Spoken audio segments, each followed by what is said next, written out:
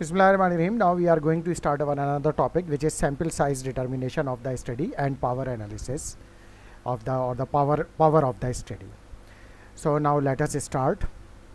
Introduction. In the conduct of research, resources are limited. Okay. बल्कि research का कोई भी काम कर रहे हो आप तो रिसोर्सेज की एक लिमिटेशन होती है, अनलिमिटेड रिसोर्सेज किसी के पास नहीं होते. इसके अलावा ethical standards with respect to research with human subject required that researcher minimize the number of individual और ethically it is required कि जो भी आप ह्यूमन रिसर्च करने जा रहे हैं तो फिर कम से कम इंडिविजुअल पर वो रिसर्च की जाए, क्योंकि हमें ड्रग के इफेक्ट का उस वक्त मालूम नहीं होता कि किस तरीके से ह्यूमन इंडिविजुअल को रिस्पॉन्ड करेगी. It is imperative for researcher to consider the sample size needs when planning a project. तो अगर कोई भी ह्यूमन स्टडी करने से को जा रहा है कोई भी रिसर्चर, तो उसके लिए सैम्पल साइज डिटरमिन कर ले. Studies that are too large waste the resources and unnecessary expose subject to the risk. और अगर हम सैम्पल साइज बहुत ज़्यादा ले लें, यानी बहुत ज़्यादा ह्यूमन इंडिविजुअल्स को एनरोल कर लें अपनी स्टडी में, तो फिर ड्रग्स, टाइम, मनी, तमाम ये जो रिसोर्सेज हैं वो वेस्ट होंगे, क्योंकि ज़रूरत ही नहीं थी इतने ज़्यादा इंडिविजुअल पर ये रिसर्च करने की उस ड्रग के हवाले से. और फिर unnecessary expose subject to the risk, क्योंकि ड्रग नहीं है तो फिर हम वही एथिकल पैरामीटर से देखें तो हम सब्जेक्ट जो हैं उनको रिस्क पर एक्सपोज कर रहे हैं. So it is unnecessary to take the too large sample size.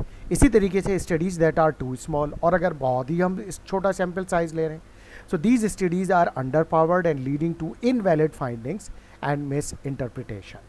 तो इससे ये होगा कि फिर फाइंडिंग्स भी इनवैलिड हो जाएंगी, और अगर सैम्पल साइज जो मिनिमम रिक्वायरमेंट है उससे कम हो गया, यानी बहुत स्मॉल हो गया, तो हम उसको कहेंगे स्टडी की पावर अंडर पावर हो गई, यानी कम पावर हो गई स्टडी की, और उसकी फाइंडिंग्स भी इनवैलिड हो गई, और उसकी जो रिजल्ट्स की इंटरप्रिटेशन होगी वो भी रॉन्ग होगी.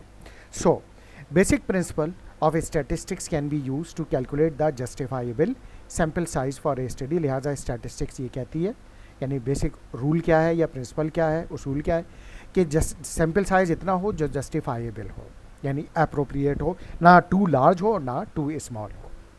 Now what are the benefits of sample size determination.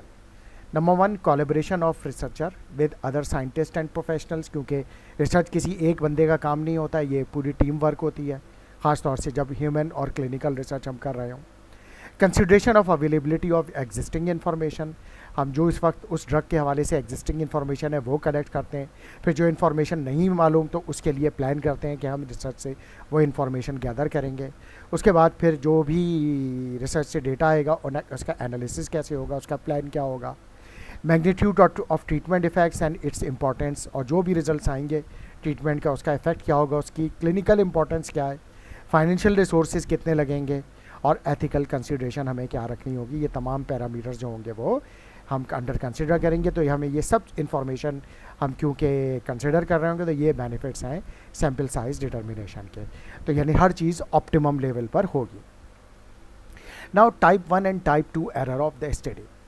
Sample size calculation are typically based on type 1 and type 2 error of the study, यानी स्टडी के टाइप 1 और टाइप 2 एरर को कंसिडर करते हुए सैम्पल साइज डिटर्मिन किया जाता है. Probabilities are assign to these errors, यानी टाइप 1 और टाइप 2 एरर को एक सर्टेन प्रोबेबिलिटी असाइन है. टाइप 1 एरर और alpha level which is also called significance level या लेवल ऑफ सिग्निफिकेंस, और probability of rejecting the null hypothesis when it is true. यानी probability of rejecting the null hypothesis when it is true का मतलब ये है कि null hypothesis true है, यानी इसको एक्सेप्ट होना चाहिए, लेकिन ये रिजेक्ट हो जाए तो हो जाए तो उसकी प्रोबेबिलिटी कितनी रखते हैं, तो उसको हम टाइप 1 एरर कहते हैं या अल्फा एरर कहते हैं. ये हमें रखना पड़ती है. इसी तरीके से टाइप 2 एरर है which is also called beta error, refer to the probability of failing to reject the null hypothesis when it is wrong. यानी यहाँ पर नल हाइपोथेसिस रॉन्ग है, यानी उसको रिजेक्ट होना चाहिए लेकिन वो एक्सेप्ट हो गया, तो अब इसको हम कहते हैं टाइप 2 एरर. लेकिन इसकी भी एक लिमिट रखी जाती है, यानी ये नहीं हो सकता कि 100% हम एरर फ्री स्टडी कर दें, क्योंकि ह्यूमन इंडिविजुअल है, different individuals have different effects of the drug, different individuals have different physiology, pathology, disease state, तो इस वजह से 100% स्टडी एरर फ्री नहीं होती. लिहाजा स्टैटिस्टिशियन ये कहते हैं कि हमें इसकी एक लिमिट लगानी पड़ती है कि टाइप 1 एरर कितने तक एक्सेप्टेबल है और टाइप 2 एरर कितने तक एक्सेप्टेबल है. इसके अलावा स्टडी की पावर डिटरमिन की जाती है। Power is determine by 1 minus beta, 1 minus beta यानी ये 1 माइनस बीटा जो कि टाइप 2 एरर है, which is probability of correctly rejecting the null hypothesis when it is wrong. A common approach for sample size determination is minimization of type 1 and type 2 error। तो common approach क्या है sample size determination के लिए कि ये type 1 type 2 error जैसे हमने बताया कि इसको एलिमिनेट तो स्टडी से नहीं कर सकते, ये कम से कम कुछ ना कुछ तो होंगे।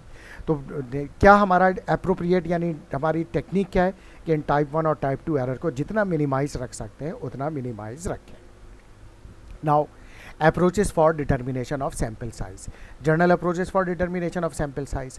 हमारे पास दो टेक्निक है, एक टेक्निक है पावर एनालिसिस टेक्निक और दूसरी है प्रिसीजन एनालिसिस टेक्निक, या हम दूसरे मानों में ये कह लीजिए सैम्पल साइज डिटर्मिनेशन की जो स्टैंडर्ड टेक्निक है वो पावर एनालिसिस टेक्निक है और प्रिसीजन एनालिसिस टेक्निक है। यानी बाज़ लोग कहते हैं, बाज़ ऑथर्स या रिसर्चर्स ये कहते हैं कि जी हमने अपना सैम्पल साइज कैलकुलेट किया है WHO कैलकुलेटर से। ठीक है, WHO calculator is one of the reference, but basically वो जो WHO कैलकुलेटर भी है वो उसके पीछे टेक्निक कौन सी यूज़ कर रहा है, वो इन्हीं दो में से कोई टेक्निक यूज़ कर रहा होता है, यानी पावर एनालिसिस टेक्निक या फिर precision analysis technique. Now let us discuss power analysis technique, यानी वन बाय वन हम इन दोनों को डिस्कस करते चले जाते हैं। पावर एनालिसिस टेक्निक में क्या है, information necessary to compute sample size using power analysis technique are, यानी क्या क्या इन्फॉर्मेशन हमें चाहिए पावर एनालिसिस टेक्निक से सैम्पल साइज डिटर्मिनेशन के लिए। पहले तो हमें यह पता हो नंबर 1 टाइप ऑफ डेटा, यानी हम जो भी रिसर्च डिटर्मिन करने जा रहे हैं उससे जो डेटा कलेक्ट होगा वो कैसा है, यानी पैरामेट्रिक डेटा होगा या नॉन पैरामेट्रिक डेटा होगा। फिर क्या है टाइप ऑफ हाइपोथेसिस टेस्ट, कौन सा लगेगा, टी टेस्ट लगेगा, टी टेस्ट भी लगेगा तो कौन सा लगेगा, वन सैम्पल टी टेस्ट लगेगा, इंडिपेंडेंट सैम्पल टी टेस्ट लगेगा, पेयर्ड सैम्पल टी टेस्ट लगेगा, एनोवा लगेगा, काई स्क्वायर टेस्ट लगेगा, या फिर नॉन पैरामेट्रिक टेस्ट में से कोई टेस्ट लगेगा like Kruskal Wallis, Mann Whitney, Wilcoxon sign rank test, तो कौन सा टेस्ट उसमें लगेगा। इसके अलावा मेजर ऑफ प्रिसीजन क्या है, यानी वेरिएंस अगर स्टडी में होगा तो उसको कैसे चेक करेंगे। मैग्नीट्यूड ऑफ इफेक्ट क्या है, यानी उस जो भी डिजीज़ या ड्रग पर काम करने जा रहे हैं उसका इफेक्ट साइज कम या ज़्यादा कितना है वो कैसे मालूम करेंगे, यानी वो मालूम कैसे करेंगे और वो अगर हमारे पास गिवन है तो वो क्या होगा, और पास्ट स्टडीज़ क्या कह रही हैं, पास्ट स्टडीज़ इफेक्ट साइज को क्या बता रही हैं। इसके अलावा स्पेसिफाइड सिग्निफिकेंस लेवल, यानी टाइप 1 एरर हम कितना रख रहे हैं। इसके अलावा टारगेट लेवल ऑफ पावर, यानी पावर एंड बीटा यानी टाइप 2 एरर हम क्या उसको एडजस्ट कर रहे हैं कि जिसमें स्टडी का सैम्पल साइज भी अप्रोप्रिएट आ जाए और ये जो टाइप 1 और टाइप 2 एरर हो ये भी मिनिमम हो, जैसा कि हमारी पिछली स्लाइड में हमने पढ़ा था कि रिक्वायरमेंट होती है। Now type of data. In general there are 3 broad categories for types of data that must consider. Number 1 discrete response यानी discrete data, with most common example being dichotomous data यानी like yes, no, done, not done, binary response वही dead और alive यानी patient को क्या हुआ, patient का response क्या था। Continuous response हो सकता है cholesterol level, sugar level, fasting blood sugar level, random sugar level, systolic blood pressure in mmHg, BMI of the body, weight, height, strength of the tablet, time to response event that is time until the event occur, जैसा कि हमने survival analysis में पढ़ा था कि कितने time के साथ क्या रिस्पॉन्स आ रहा है, आउटकम क्या आ रहा है, तो ये डिफरेंट टाइप के डेटा हमारे पास होते हैं। Now types of hypothesis test, 4 main classes of hypothesis test are there. Test of difference यानी दो वेरिएबल के दरमियान डिफरेंस क्या है, टेस्ट ऑफ इक्विवेलेंस क्या दो वेरिएबल इक्विवेलेंट है, टेस्ट ऑफ सुपीरियरिटी क्या एक वेरिएबल दूसरे से सुपीरियर है, टेस्ट ऑफ नॉन इन्फीरियरिटी क्या एक वेरिएबल दूसरे वेरिएबल से नॉन इन्फीरियर है। इस तरह से हम हमारे जो होते हैं वो टेस्ट होते हैं। टेस्ट ऑफ इन्फीरियरिटी इसलिए नहीं करते कि अगर हम ये कह रहे हैं कि हमारी नई ड्रग जो है पुरानी ड्रग से इन्फीरियर है तो फिर बनाने का फ़ायदा क्या, इसलिए उसका फिर हाइपोथेसिस टेस्ट होता ही नहीं है। टेस्ट फॉर डिफरेंस और इक्विवेलेंस आर 2 साइडेड टेस्ट और 2 टेल टेस्ट, उनको नॉन डायरेक्शनल या 2 साइडेड टेस्ट भी कहते हैं, जबकि टेस्ट ऑफ सुपीरियरिटी या नॉन इन्फीरियरिटी 1 साइडेड या 1 टेल या डायरेक्शनल टेस्ट भी कहलाते हैं in the language of statistics. इसके अलावा मेजर ऑफ प्रिसीजन, यानी हमारी जिस स्टडी में प्रिसीजन है यानी रिप्रोड्यूसिबिलिटी और रिपीटेबिलिटी है या नहीं है, यानी वेरिएंस कम है या नहीं है, तो उसको कैसे मेजर करें। More precise method of measurement that is smaller variation will permit detection of any given treatment with a smaller sample size, यानी वो डेटा जिसमें वेरिएशन कम हो तो उसका जो रिजल्ट्स होते हैं वो स्मॉलर सैम्पल साइज से भी डिटरमिन किए जा सकते हैं, यानी ट्रीटमेंट इफेक्ट जो है वो डिटेक्ट किया जा सकता है स्मॉलर सैम्पल साइज से। इफ़ स्टैटिस्टिकल वेरिएंस इंक्रीज, लेकिन अगर वेरिएशन बढ़ जाए तो sample size needed to detect given effect size increases, फिर हमें उस जो सैम्पल साइज जो होगा उस ड्रग के ट्रीटमेंट इफेक्ट को चेक करने के लिए ज़्यादा चाहिए होगा।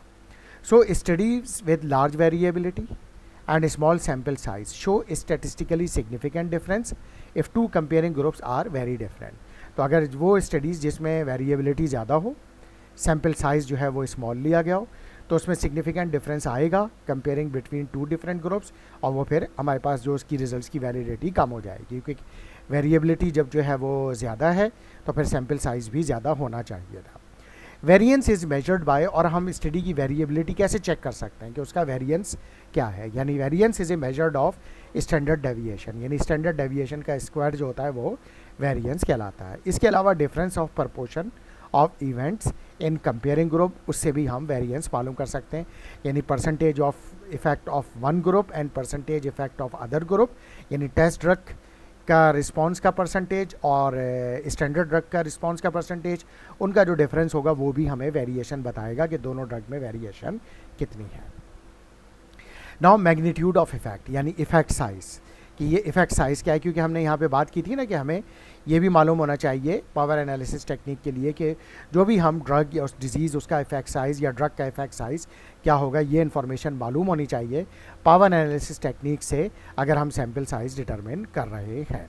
Now it may be difference between to population mean या टू प्रपोर्शन, यानी दोनों पॉपुलेशन के मीन का डिफरेंस या उनके परसेंटेजेस या प्रपोर्शन का डिफरेंस जो होगा वो इफेक्ट साइज़ कहलाएगा।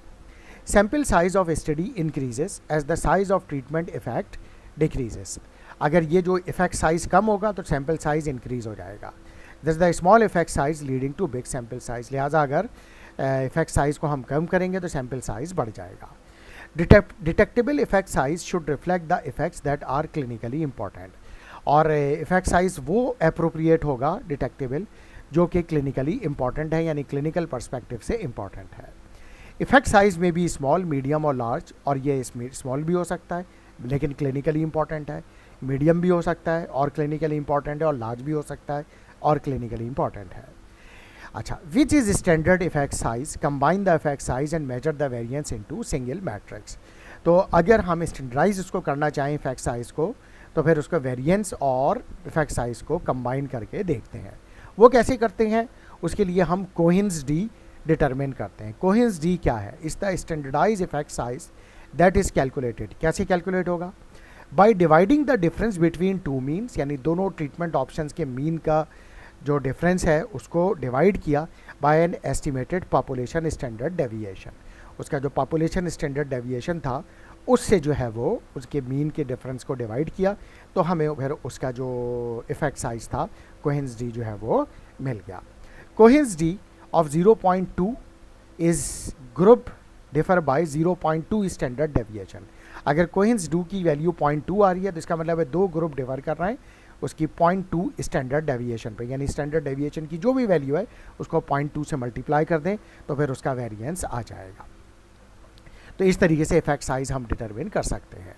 Now specified significance level, significance level और अल्फा और type 1 error is chosen bye researcher early in the study planning period, यानी जो हमने कहा टाइप 1 एरर है वो पहले से सेट करना पड़ेगा। Conventionally it is alpha is equal to 0.05, यानी 5%। ज़्यादातर हम इसको रखते हैं अपनी जो बायोलॉजिकल स्टडीज़ होती हैं, मेडिकल स्टडीज़, फार्मास्यूटिकल स्टडीज़, उसमें उसको अल्फा की वैल्यू टाइप 1 एरर 0.05 रखते हैं, यानी 5% रखते हैं। लेकिन मे ऑल्सो भी टेकन एज 0.01, ठीक है, यानी 1%, और 0.1 यानी 10%। लेकिन सबसे ज़्यादा कॉमनली जो हमारी स्टडीज़ में यूज होता है वो 0.05 होता है। इसके अलावा decrease in probability of type 1 error increases the sample size, यानी टाइप 1 एरर को जितना कम करेंगे सैम्पल साइज़ बढ़ जाएगा। यानी अगर मैंने ये 0.1 लिया यानी 10%, तो उससे जो भी सैम्पल साइज़ होगा वो आएगा। लेकिन अगर मैंने इसको कम करके 10% से 5% कर दिया तो सैम्पल साइज़ बढ़ जाएगा। 5% से और कम करके 1% पे चला गया तो सैम्पल साइज़ और ज़्यादा इंक्रीज़ हो जाएगा। तो ज़्यादातर हम इसको ये मॉडरेट यानी मिड में रखते हैं ज़्यादातर आप देखिएगा जो हमारी जो फार्मास्यूटिकल स्टडीज़ होती हैं, मेडिकल स्टडीज़ होती हैं, उसमें ये 0.05 पर होता है। Now target level of power, power is also set in advance by the researcher, it's conventional level is 0.8 यानी 80%। तो ज़्यादातर जो इसकी भी इस स्टैंडर्ड क्या है, जैसे हमने कहा कि इसको हम 5% पे लेते हैं ज़्यादातर स्टडीज़ में, तो इसको हम लेते हैं 80%। People who run clinical trial and statistical emphasise for 0.9 and 90% power, people जो है वो क्लिनिकल ट्रायल 90% पावर पे भी करते हैं, लेकिन उससे क्या होता है, सैम्पल साइज़ बढ़ जाता है। Sample size requirement increases with increasing target level of power, यानी अगर हम 80% पे कर रहे हैं तो उससे जो सैम्पल साइज आएगा वो ठीक है आ जाएगा, लेकिन अगर हमने पावर 90% कर दी तो सैम्पल साइज़ बढ़ जाएगा। तो फिर हमने वही, जैसे हमने शुरू में भी बात की थी, जब 80% पे कर सकते थे स्टडी और ये एक्सेप्टेबल है 80% भी, 90% पे आप क्यों गए, स्टडी की पावर आपने क्यों बढ़ाई, यानी आपने नंबर ऑफ इंडिविजुअल्स बढ़ा दिए स्टडी में, तो ज़्यादा लोगों को ड्रग से एक्सपोज किया विच इज़ अनएथिकल। इसके अलावा जब ज़्यादा लोगों को दवा खिलाई, ज़्यादा बड़ा क्लिनिकल ट्रायल किया, तो उसका ये भी नुकसान है कि उसकी कॉस्ट भी और रिसोर्सेज एलोकेशन भी आपको ज़्यादा करनी पड़ेगी, तो ये इसका एक नुकसान है। Now commercial software use for sample size determination by power analysis technique, जिसमें सास है, यूएसए का है, ठीक है, मल्टीपर्पज़ सॉफ्टवेयर है, कमर्शियल सॉफ्टवेयर, स्टाटा है और पास है। इसके अलावा सैम्पल पावर के नाम से IBM SPSS वालों का है। इसके अलावा एनक्वेरी एडवाइज़र, ठीक है, ये सारे जो है वो कमर्शियल है, यानी पेड सॉफ्टवेयर है, यानी ये जो है वो आपको ख़रीदने पड़ते हैं और they are really very expensive. अच्छा, अब इसके बाद आइए free programs and internet size for sample size calculation by power analysis technique, ये हैं फ्री प्रोग्राम्स। तो इसमें Russell Lenth power and sample size website, इसमें वेबसाइट से ये उसका URL है, यहाँ से आप वैल्यू जो इफेक्ट साइज, अल्फ़ा की वैल्यू और पावर स्टडी की, ये सब सेट करके आप सैम्पल साइज मुकम्मल डिटरमिन कर सकते हैं। इसके अलावा power and sample size calculation stand in alone program, ये उसकी वेबसाइट है, यहाँ से आप ये ऑनलाइन जो है वो चेक कर सकते हैं। इसके अलावा G* पावर या G* पावर, ये इसकी वेबसाइट है और यहाँ से ये सॉफ्टवेयर फ्री डाउनलोड हो सकता है। और ये एक सॉफ्टवेयर है, ये आप अपने कंप्यूटर पे डाउनलोड करेंगे, कोई ज़्यादा स्पेस भी नहीं घेरता, और इसके ज़रिए आप जो है सैम्पल साइज़ जो है वो पावर एनालिसिस टेक्निक के लिए जो है वो डिटरमिन यानी कर सकते हैं, और ये फ्री सॉफ्टवेयर है। अच्छा, work example for power analysis technique, download G power from this website, practical example for sample size calculation for few basic design, input the effect size, यानी उसमें इफेक्ट साइज डालेंगे, टाइप 1 और type 2 error set करेंगे। ये है जैसे for example sample size for pair T test यहाँ पे यानी अगर हमने ये, हमें पता है कि ये स्टडी हम करने जा रहे हैं, उसमें टी टेस्ट लगाएंगे और 2 डिफरेंट इंडिपेंडेंट ग्रुप हैं, ठीक है, नहीं डिफरेंस बिटवीन 2 डिपेंडेंट मीन्स यानी match pairs, pair T test लगाएंगे। तो ये हम प्रायोरी यानी पहले सैम्पल साइज डिटरमिन कर रहे हैं। 2 टेल मेथड से इफेक्ट साइज 0.5 रखा हमने, ये अल्फ़ा एरर हमने रखा 0.05 यानी 5%, और पावर रखी स्टडी की 0.8, ये हमने यहाँ रखा। उसके बाद कैलकुलेट का बटन दबा दिया। जब हमने कैलकुलेट का बटन दबाया तो फिर हमारे पास इसका सैम्पल साइज़ जो है वो यहाँ पर निकल कर आ जाएगा। Total sample size, actual sample size वो स्टडी का निकल कर आ जाएगा। हमें पता चल जाएगा कि कम से कम कितने इंडिविजुअल इस स्टडी के लिए होने चाहिए। इसी तरीके से अगर एनोवा टेस्ट लगाएंगे यानी F टेस्ट लगाएंगे तो फिर इफेक्ट साइज़ रखा, अल्फ़ा एरर वही 5%, प्रोबेबिलिटी रखी, नंबर ऑफ़ ग्रुप्स, क्योंकि एनोवा 2 से ज़्यादा ग्रुप्स में होता है, 3 ग्रुप, 4 ग्रुप, 5 ग्रुप, अगर 4 ग्रुप हैं तो वो हमने रखा। फिर टोटल सैम्पल साइज़ हमारे पास आ जाएगा कि कैलकुलेट का बटन दबाएंगे तो हमारे पास टोटल सैम्पल साइज़ निकल कर आ जाएगा। ये आ गया उसका। अब Z टेस्ट का आ गया। अगर Z टेस्ट लगाएंगे बिटवीन 2 इंडिपेंडेंट वेरिएबल्स प्रपोर्शंस, तो वही 1 tell, proportion of group 1, proportion of group 2, alpha error 5%, probability 0.8, 80%, group allocation 1:1 यानी बराबर चाहिए हमें। तो टोटल सैम्पल साइज़ 190 आया, और दोनों ग्रुप में जो ग्रुप 1 होगा उसमें भी 95 इंडिविजुअल होने चाहिए, जो दूसरा ग्रुप होगा उसमें भी 95 इंडिविजुअल होने चाहिए। यानी सपोज कर लें कि ये टेस्ट ड्रग हो गई, ये रेफरेंस ड्रग हो गई, तो दोनों में 95 इंडिविजुअल होने चाहिए। जब इसको कैलकुलेट करेंगे तो हमारे पास ये रिजल्ट्स आ जाएंगे। तो इस तरह से जो है ये पावर एनालिसिस टेक्निक की जो सॉफ्टवेयर है वो यूज़ होता है। Now retrospective power analysis, some researchers recommend the use of power analysis after a study has been conducted. क्यों? क्योंकि उसका इफेक्ट साइज़ उनको पता नहीं होता, तो वो फिर पहले से ये मालूम नहीं कर सकते, तो फिर वो स्टडी करने के बाद जब अपनी स्टडी से उनका इफेक्ट साइज़ मिल जाता है फिर सैम्पल साइज़ डिटरमिन करते हैं और ये चेक करते हैं क्या उन्होंने जो स्टडी की है वो सही सैम्पल साइज़ पे की है या कम पे की है। अगर कम पे किया तो फिर मज़ीद स्टडी को एक्सटेंड करते हैं और अगर उनका सैम्पल साइज़ ठीक है तो फिर उनको मज़ीद स्टडी करने की ज़रूरत नहीं होती। So calculation of sample size is based on the effect size observed in the study, यानी वही जो स्टडी आपने किया उससे इफेक्ट साइज़ निकाला। फिर retrospective power is also refer to as post hoc power और ऑब्जर्व पावर, यानी ऑब्जर्व पावर जो आपने स्टडी की है उससे। Despite these recommendations this attempt for sample size calculation should be avoided.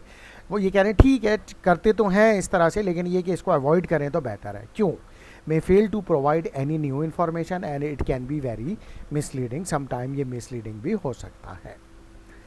इसके बाद ये आ जाइए, ये तो हमने पावर एनालिसिस टेक्निक मुकम्मल कर ली। अब आते हैं दूसरी technique which is sample size calculation by precision analysis technique. It is also possible to calculate the sample size when the primary objective is estimation, यानी descriptive statistic rather than the hypothesis testing. यानी हमने T test नहीं लगाना, F test नहीं लगाना, यानी chi square test नहीं लगाना, यानी टेस्टिंग ऑफ हाइपोथेसिस नहीं करनी, बल्कि simple statistics, mean, median, mod, descriptive statistics जो होते हैं या डिस्पर्जन ऑफ डेटा वो मालूम करना हो।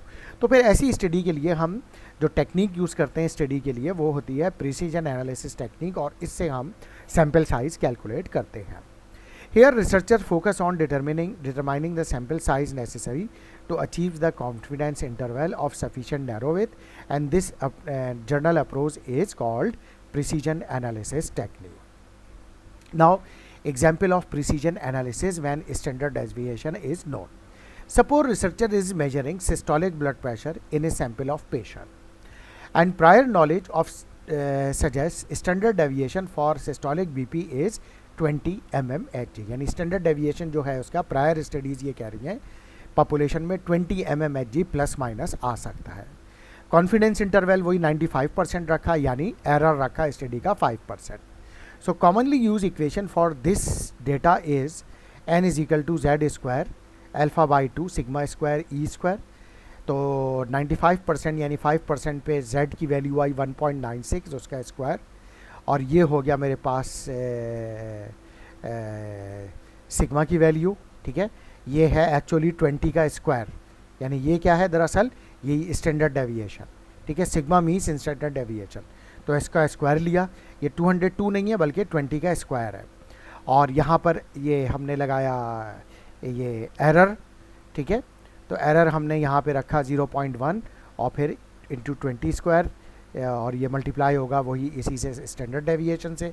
तो ये हमारे पास वैल्यू इसकी निकल कर आई 384.2, यानी तकरीबन, क्योंकि 0.2 पेशेंट तो नहीं हो सकता तो इसको हम राउंड ऑफ कर लेते हैं 385, where z is total critical value, e is acceptable amount of error and sigma is standard error और स्टैंडर्ड डेविएशन।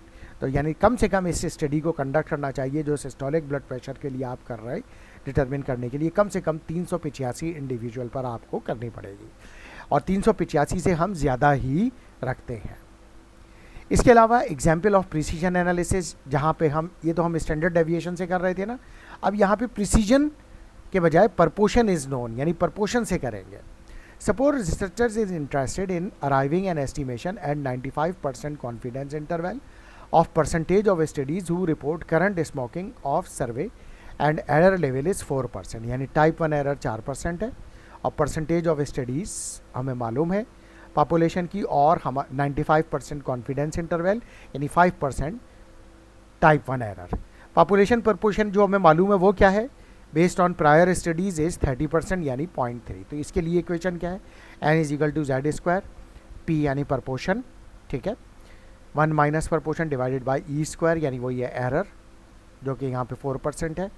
तो वही 95% यानी 5% पे z की वैल्यू आई 1.96 का स्क्वायर, और ये 30% यानी p की जगह 0.3 लिखा हमने और e की जगह 0.04 लिखा। तो इससे मेरा जब मैंने कैलकुलेट किया तो मेरा सैम्पल साइज़ आया 504.2, यानी राउंड ऑफ करके 505। तो ये स्टडी हमें अगर प्रपोर्शन से मालूम कर रहे हैं तो 505 इंडिविजुअल्स पर ये स्टडी की जाएगी, कम से कम इतने इंडिविजुअल पर ये करनी पड़ेगी। Sample size for comparing two treatment can also be determined by this precision analysis technique, जिसमें जो होगा n के बजाय रीग्रेशन कॉफिशेंट जो होगा, n तो नहीं, ये जो p जो होगी वहाँ इसकी वैल्यू रीग्रेशन कॉफिशेंट r की वैल्यू लगाई जाएगी। तो इस तरह से हम मालूम करते हैं sample size by precision analysis technique. तो इसके साथ ये टॉपिक भी कंप्लीट हो गया। Thank you very much.